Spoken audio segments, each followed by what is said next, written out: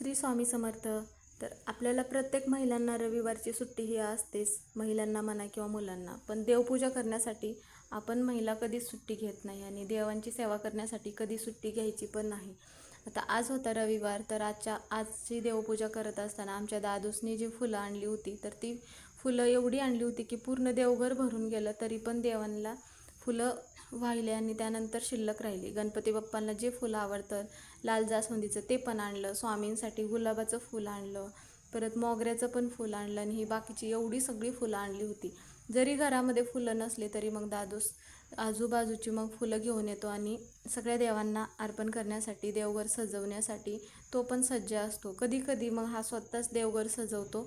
आणि आजची पण देवपूजा बघा दादूसनेच केली आहे. तर दादूसने केलेली ही देवपूजा तुम्हाला आवडली का? कमेंट करून नक्की सांगा. आणि मग कधी कधी तुमच्या पण घरातील लहान मुलं असो किंवा मुली असो, त्या पण देवपूजा करत असतात का? तर कमेंटमध्ये नक्की सांगा.